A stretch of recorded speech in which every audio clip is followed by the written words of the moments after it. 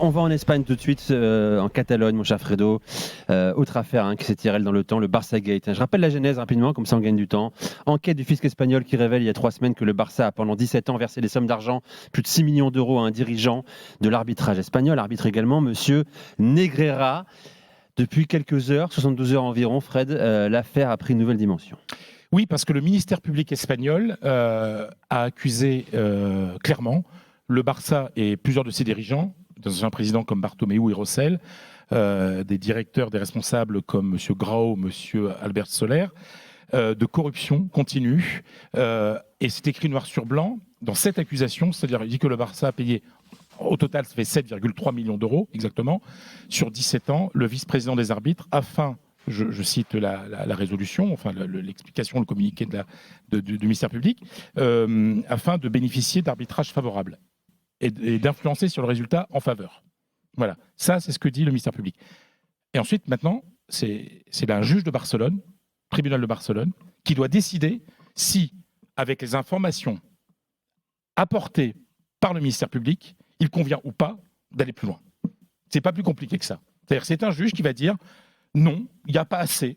Il n'y a pas assez dans ce que vous me présentez pour qu'on aille plus loin, on arrête l'affaire. Ou alors, si il y a vraiment quelque chose de grave, et dans ce cas-là, on continue.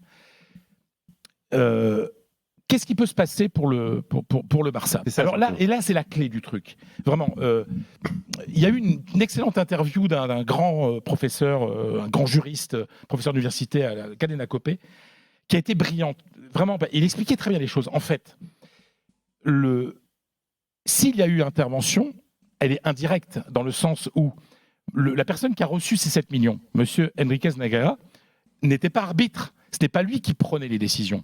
Donc, pour qu'il puisse y avoir culpabilité démontrée du Barça, il faut les preuves que cet argent qui a été versé au vice-président des arbitres a eu complètement un impact sur les matchs.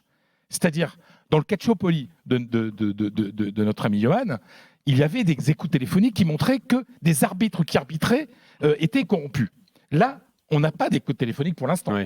Voilà, c'est-à-dire que tant qu'il n'y aura pas de preuves que des arbitres, de ceux qui ont sifflé pendant les matchs, ont bénéficié au Barça et avaient un rapport direct de corruption avec le vice-président des arbitres, ça sera difficile de prouver que le Barça... Donc le Barça... Il faut des preuves. Il faut des preuves. Et pourquoi ? Parce que l'Espagne, c'est un pays de droit. C'est une démocratie. Il y a une présomption très forte, manifestée, il y a des indices très forts, manifestés par le ministère public, mais il faut qu'il y ait des preuves pour pouvoir être condamné. Donc on en est là. Peut-être, alors, ça va continuer à exister. Alors, ce qu'il y a là, c'est que c'est le Confidential, grand journal, Wikileaks, etc., là, qui publie, enfin c'est un site internet, qui publie en fait que le fisc espagnol a découvert que le monsieur Negreira retirait de fortes sommes d'argent, dont 550 000 euros en liquide sur 3 ans, et que son niveau de vie finalement n'avait pas vraiment augmenté. C'est-à-dire qu'on pense qu'il a reversé une partie de cet argent à des tiers. Donc voilà, quels sont ces tiers ? C'est là parce qu'il pourrait y avoir... C'est tout l'enjeu de l'enquête. C'est tout l'enjeu de l'enquête. Ensuite, il y a quelque chose de très important, c'est que le Real Madrid, on l'avait dit ici, il y avait une question d'ailleurs de l'ami Daniel, le Real Madrid n'avait pas réagi pendant 3 semaines. Le Real Madrid avait refusé de signer avec les autres clubs de la Liga un communiqué. Sauf que pourquoi ? Je vous l'avais expliqué, parce que le Real Madrid est cul et chemise, Florentino Pérez est cul et chemise avec Joan Laporta, le président du Barça, dans le cadre de la Superliga, puisqu'ils ont les mêmes intérêts pour la création de cette Superliga.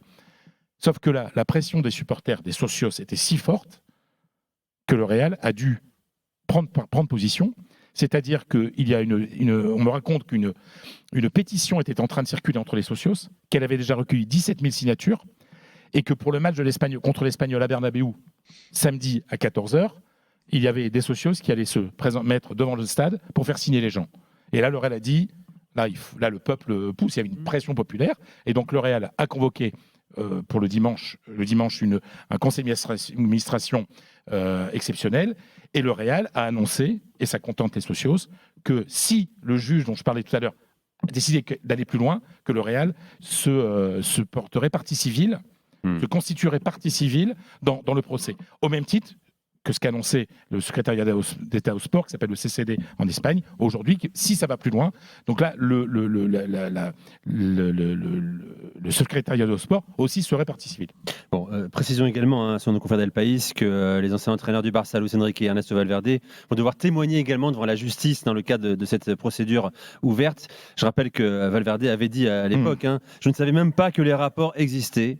Ce qui est la justification de ces sommes versées. Il a dit ça il y a 15 jours. Alors, il est entraîneur de l'Athletic Club de Bilbao et on lui avait posé la question avant un match. Alors, exactement ce que dit El País, c'est que ce n'est pas encore sûr, ça. C'est le ministère public qui dit à la justice il faut entendre ces messieurs comme témoins. D'accord.